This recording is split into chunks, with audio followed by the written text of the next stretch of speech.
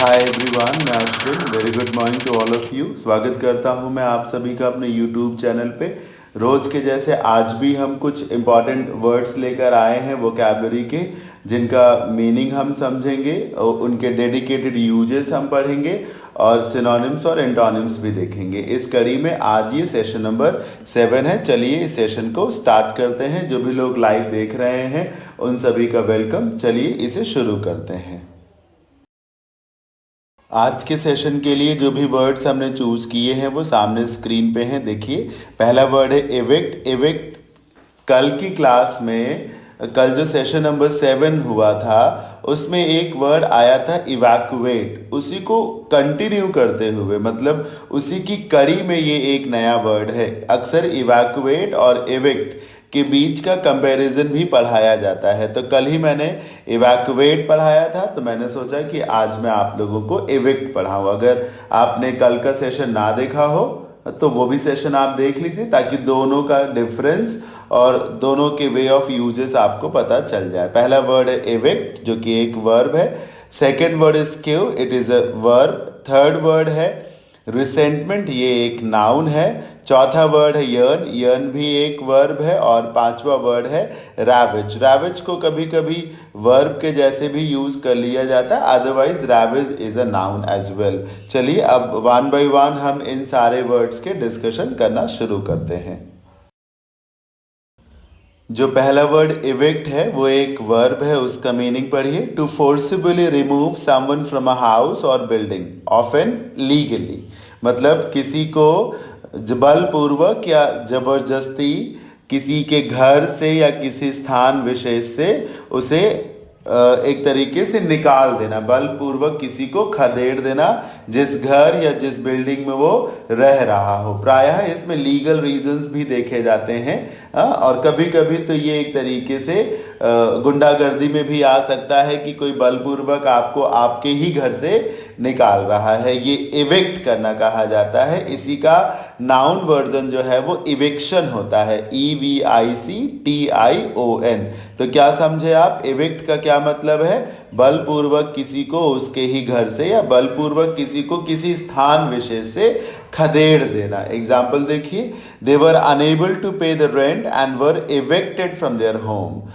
कुछ लोग रेंट पर किसी घर में रह रहे हो, अब चूंकि वो कुछ समय से घर का किराया नहीं दे पा रहे थे, इसलिए फिर उनको उनके घर से निकाल दिया गया, खदेड़ दिया गया। जैसे इस लॉकडाउन में बहुत से लोग जो हैं जहाँ पर रह रहे हैं, चूंकि उनके पास कोई अब रोजगार का साधन नहीं है और जिसकी वजह से वो अपना रेंट भी नहीं दे पा रहे हैं, तो ऐसे में बहुत सारे जो लैंडलॉर्ड्स हैं वो बहुत ही ह्यूमेन बिहेवियर दिखा रहे हैं, बहुत ही काइंड हार्टेड है, ये शो कर रहे हैं और अलाउ कर रहे हैं उन्हें रहने के लिए। लेकिन वहीं इसी बीच में बहुत से ऐसे भी लैंडलॉर्ड्स हैं जिनको सिर्फ अपने बिजनेस से मतलब है और वो लोग उन लोगों को जो अपना रेंट इस समय नहीं दे पा रहे हैं उन्हें उनके घर से, उन कमरों से खदेड़ भी रहे हैं। यही है इविक्ट का मीनिंग। एग्जाम्पल नंबर 2 भी देख लीजिए।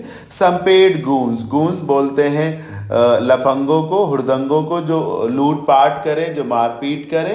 पेड गूंस का मतलब है वो लफंगे, वो गुंडे जिनको पैसे दिए गए हों। एंटर्ड द विलेज, गांव में प्रवेश करते हैं।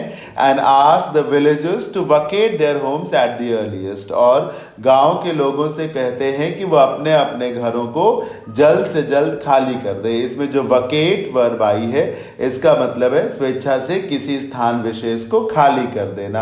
एट द अर्लीस्ट एक फ्रेज है जिसका मतलब है शीघ्र, अतिशीघ्र। Otherwise they all shall be evicted from their homes respectively, अन्यथा उन सभी को उनके घरों से बलपूर्वक खदेड़ दिया जाएगा। या तो वो स्वेच्छा से ही घर खाली कर दें, वरना फिर उनको बलपूर्वक उनके अपने अपने घरों से खदेड़ दिया जाएगा। खदेड़ दिया जाएगा बलपूर्वक। चलिए अब एग्जाम्पल्स तो हो गए, सिनोनिम्स देख लीजिए। पहला वर्ड है इजेक्ट। इजेक्ट आप देखिए, एक वर्ड होता है इंजेक्ट। इंजेक्शन एक वर्ड होता है जो दवाई लगाई जाती है, इंजेक्शन, उसी से इंजेक्ट बनता है। और जब इंजेक्ट का मतलब है शरीर में प्रवेश कराना यानी एंट्री करना, तो इंजेक्ट की जगह जब इजेक्ट आ जाएगा तो फिर रिलीज करना हो जाएगा, है ना, खदेड़ देना जिसको कहेंगे। एक्सपेल का मतलब भी होता है किसी को किसी स्थान विशेष से, नौकरी से, संस्था विशेष से, संप्रदाय विशेष से, संगठन विशेष से खदेड़ देना।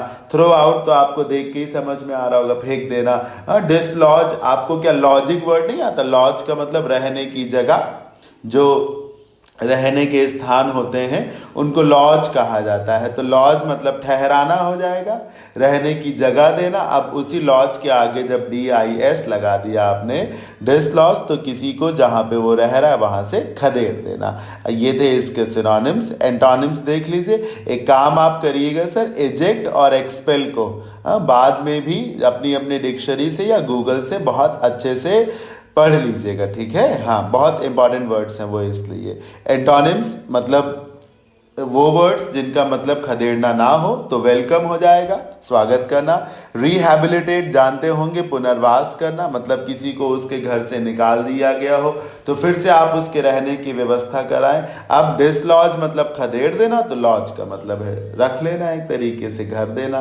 तो ये था आज के सेशन का पहला वर्ड इविक्ट, जिसका मतलब था बलपूर्वक खदेड़ना। अब मैं पिछले सेशन का जो वर्ड इवैक्यूएट था उसका रेफरेंस दे देता हूं।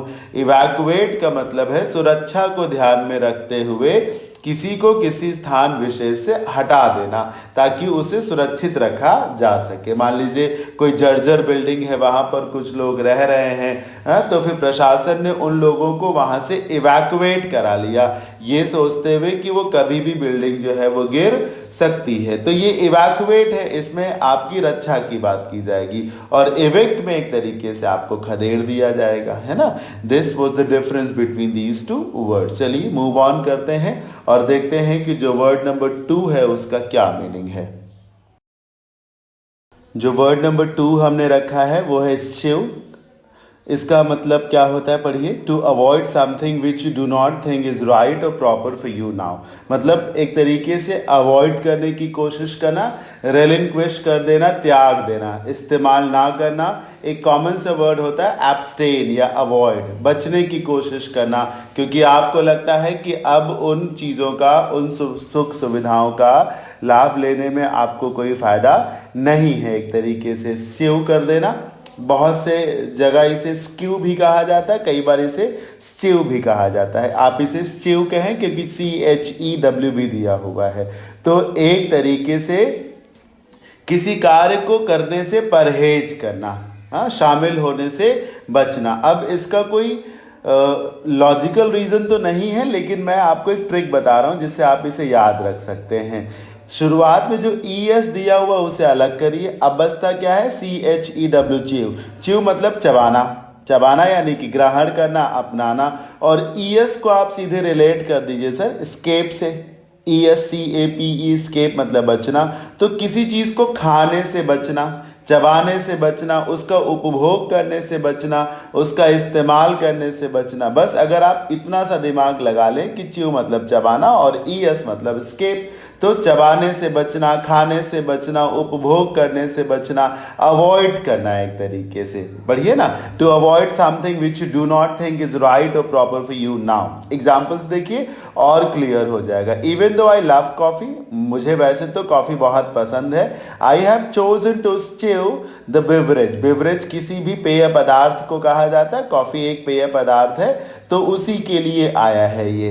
वैसे तो मुझे कॉफ़ी बहुत पसंद है, आई जस्ट लव कॉफ़ी, लेकिन मैंने ये तय किया है कि मैं कॉफ़ी से बचूंगा because of the damage it does to my teeth, क्योंकि मुझे मालूम है कि इससे मेरे दांतों को बहुत नुकसान हो रहा है। तो उसको ध्यान में रखते हुए मैंने ये तय किया है कि अब मैं कॉफ़ी नहीं पीऊंगा या कॉफ़ी पीने से बचूंगा।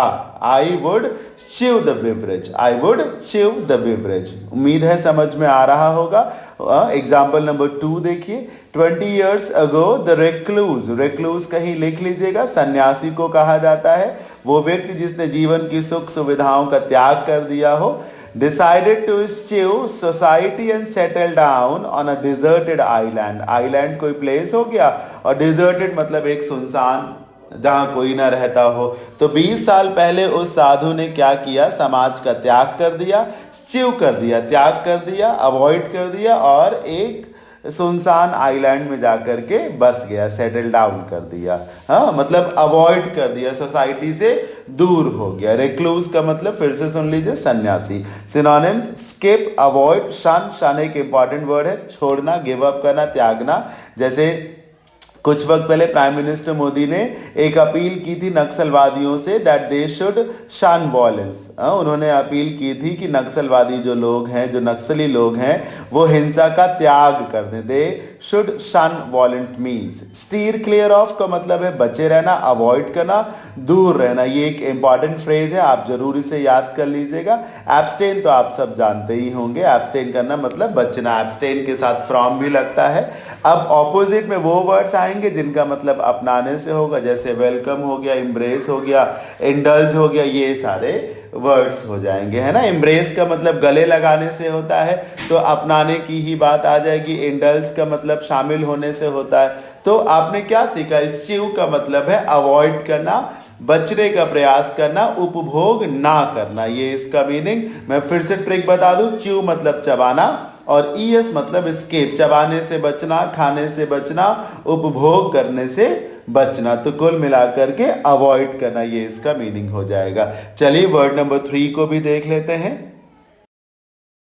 कैसा लग रहा है आप सभी को आज का सेशन? प्लीज मुझे लाइव चैट के माध्यम से बताते रहें। क्वालिटी ऑफ कंटेंट कैसा है, जो भी मैं वर्ड चूज कर रहा हूं, जो भी उनका समझाने का तरीका है और जो एग्जांपल्स मैंने रखे हैं, वो सब आपको कैसे लग रहे हैं, प्लीज मुझे बताते रहें। थर्ड वर्ड है रिसेंटमेंट। देख के ही आप जान सकते हैं कि रिसेंटमेंट एक नाउन है। याद कर लीजिए, अगर किसी वर्ड के आखिर में MENT लगा हुआ हो तो वो एक नाउन हो जाएगा। जैसे मैनेजमेंट हो गया, जैसे कि रिसेंटमेंट है, मैनेजमेंट हो गया, ये सब नाउन है। बिटरनेस और dissatisfaction that someone feels about something. असंतोष, इसको आप एक शब्द में लिख सकते हैं। रिसेंट करने का मतलब है डिसअग्री होना, ऐतराज व्यक्त करना, असंतोष व्यक्त करना। ठीक है, ये रिसेंटमेंट का मीनिंग है। आप स्वीकृति ना दे रहे हो, जैसे एक वर्ड असेंट होता है सहमति दे देना, एक वर्ड कंसेंट होता है सहमति दे देना, तो उसी का ऑपोजिट हो जाएगा रिसेंट। डिसएग्री करना, खास तौर पे ये समझना कि आपके साथ अन्याय हुआ है, जिसकी वजह से आप बहुत असंतुष्ट हैं, असंतोष की भावना है आपके भीतर। एग्जाम्पल्स देखिए, she was filled with deep resentment eight being passed over for promotion. तुरंत लिख लीजिए कहीं पर, पास ओवर एक फ्रेज है जिसका मतलब है इग्नोर कर देना। क्या मीनिंग बताया? पास ओवर का मीनिंग होता है अनदेखा कर देना, इग्नोर कर देना। और पास ओवर के बाद जब फॉर लगा दिया जाता है, तो फॉर के बाद वो व्यक्ति या फिर वो घटनाक्रम आता है जिससे अनदेखा कर दिया गया है आपको। तो इसमें लिखा है कि उसको बहुत गहरा झटका लगा, धक्का लगा, उसके मन में गहरा असंतोष हुआ, क्योंकि उसे प्रमोशन के लिए पास ओवर कर दिया गया, इग्नोर कर दिया गया। मतलब उसकी अनदेखी कर दी गई प्रमोशन के लिए, उसके बजाय किसी और को प्रमोट कर दिया गया। फिर से सुन लीजिए, पास ओवर का मतलब अनदेखा कर देना। फॉर लगा करके वो व्यक्ति या वो वस्तु आता है जिसके लिए आपने किसी की अनदेखी की है। रिसेंटमेंट का मतलब असंतोष से है। एग्जाम्पल नंबर 2 देखिए, the daughter decided to let go. लिख लीजिए कहीं पर, लेट गो का मतलब माफ कर देना या जाने देना। Let go of her resentment मतलब बेटी ने ये तय किया कि वो अपने असंतोष को जाने देगी, मतलब अब अपने मन में अपने असंतोष नहीं रखेगी। Forgiving her father for the hurt he had caused. मान लीजिए पिताजी ने कोई बात बोली हो पुत्री को और उसकी वजह से वो बहुत हर्ट हुई हो, तो क्या हुआ, एक समय के बाद वो बेटी तय करती है कि वो अपने पिता को माफ कर देगी। फॉरगिविंग का मतलब है माफ कर देना, जो भी तकलीफ उन्होंने दी उसके लिए वो उन्हें माफ कर देगी, और इस प्रकार से वो अपने मन में भरे हुए असंतोष को भी समाप्त कर देगी। ये था रिसेंटमेंट वर्ड, उसका मीनिंग और उसके कुछ अच्छे एग्जाम्पल। सिनोनिम्स देख लीजिए, डिससैटिस्फैक्शन, सैटिस्फैक्शन का ऑपोजिट, डिसप्लेजर, प्लेजर का ऑपोजिट। अगर आप इन दोनों का डिस हटा दें, अभी ये रिसेंटमेंट के ऑपोजिट हो जाएंगे। बिटरनेस, कड़वाहट, एंगर, गुस्सा।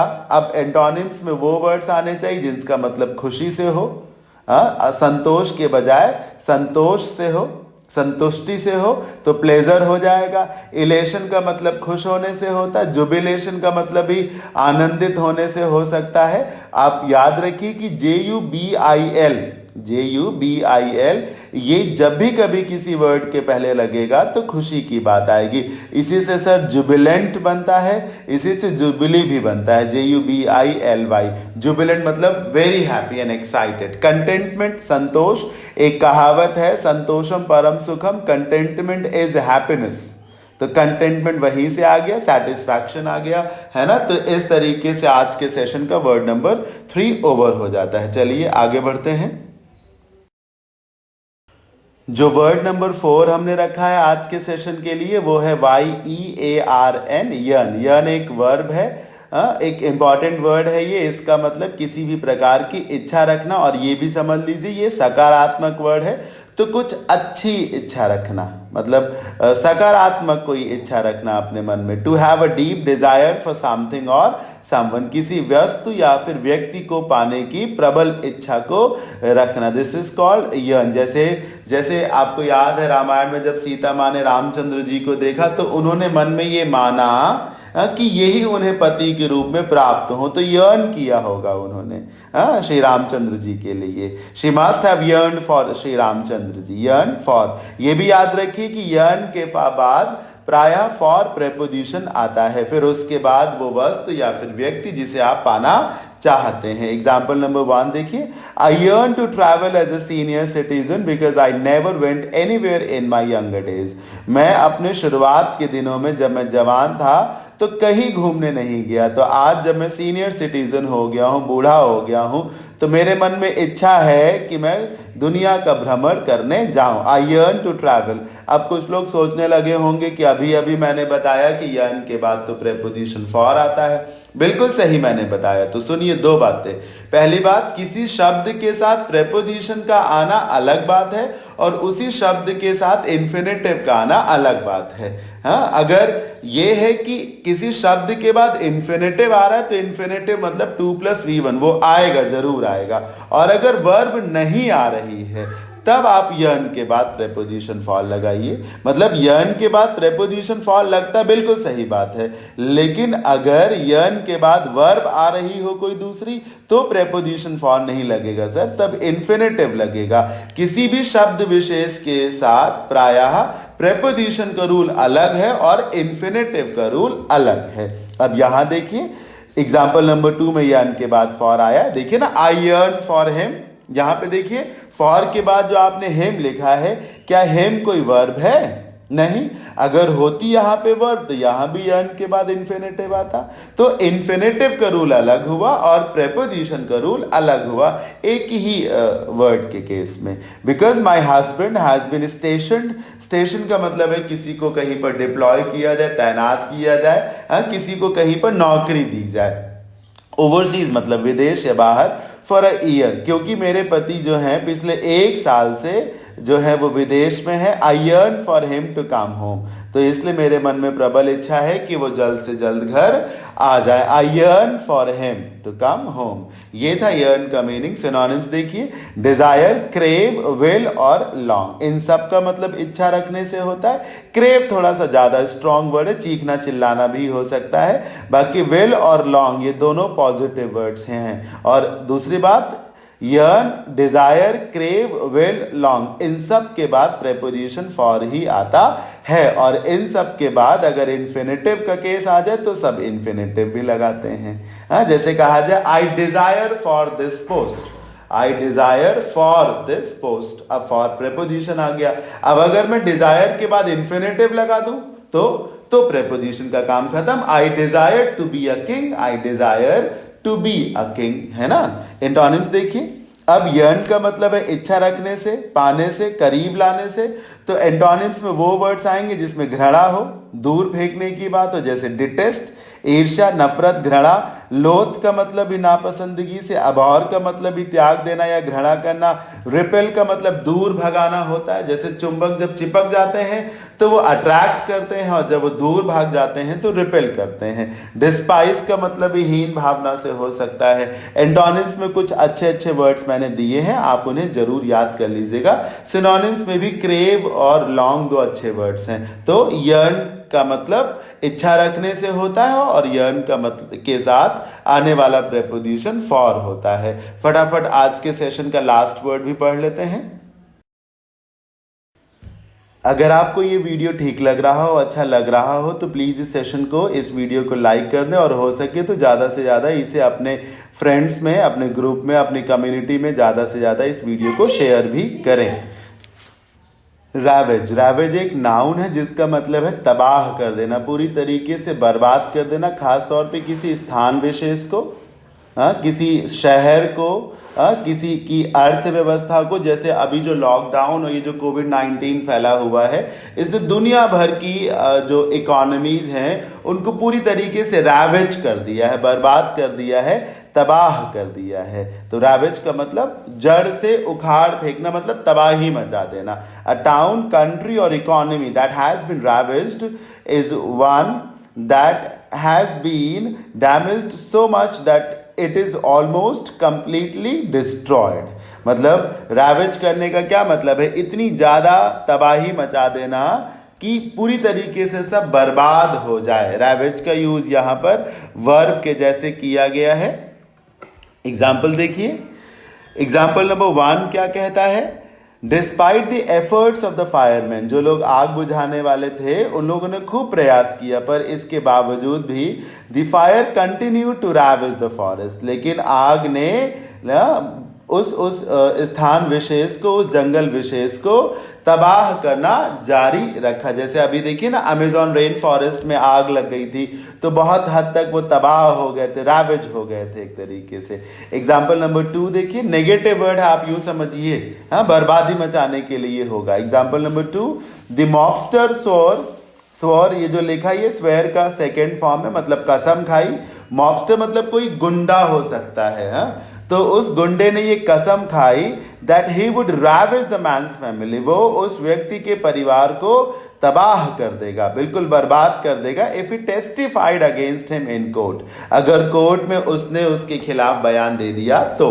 टेस्टिफाई करने का मतलब है अपना बयान देना, किसी के खिलाफ हो तो अगेंस्ट लगा सकते हैं आप। तो उस गुंडे ने ये कसम खाई कि वो उस व्यक्ति के परिवार को पूरी तरीके से बर्बाद कर देगा यदि उसने गलती से भी कोर्ट में अपना मुंह खोला, उसके खिलाफ बयान देने का प्रयास किया। एक्सक्यूज मी, सिनोनिम देखिए, डिस्ट्रॉय बर्बाद करना, सैवेज स्ट्रॉन्ग वर्ड है, रैवेज का सिनोनिम बहुत नुकसान पहुंचाना, डैमेज, ऑब्लिटरेट, एनिहिलेट, ये सब बहुत स्ट्रॉन्ग वर्ड हैं। इन सब का मतलब है समूल नाश कर देना एक तरीके से। अब एंटोनिम्स में कौन से वर्ड्स आएंगे, वो जिनका मतलब सृजन करने से हो, हाँ, एस्टैब्लिश करने से हो, तो जनरेट है, क्रिएट है, एस्टैब्लिश है, मेक है, ये सारे वर्ड्स हो सकते हैं। तो इस तरीके से हमने आज के सेशन के 5 वर्ड्स पढ़ा दिए हैं। कैसा लगा आप सभी को सेशन, मुझे जरूर बताएं। मेरी नज़र में इवेक्ट, स्टिव, रिसेंटमेंट, यर्न और ravages, all these were very important, very amazing words. आपको कैसा लगा प्लीज मुझे बताएं। और आज शाम को पॉसिबली ईडियम्स एंड फ्रेजेस का सेशन होगा या तो फिर रूट वर्ड्स का सेशन होगा, जैसा भी होगा बता दिया जाएगा। और अब चूंकि चैनल के सब्सक्राइबर्स बढ़ गए हैं तो यूट्यूब की तरफ से अब पहले से ही जो भी नेक्स्ट सेशन होगा उसका इमेज पोस्ट करने का ऑप्शन मिल गया है। आप सभी को भी इसके लिए बधाई। तो शुरू में ही आप सबको बताया जा सकेगा, तो 3-4 घंटे पहले ही, कि अब अगला सेशन किस चीज़ का होगा। चलिए अभी के लिए इतना ही, अपना अपना ध्यान रखिए। Thank you for joining me, have a good day, take care, bye bye, see you in the evening.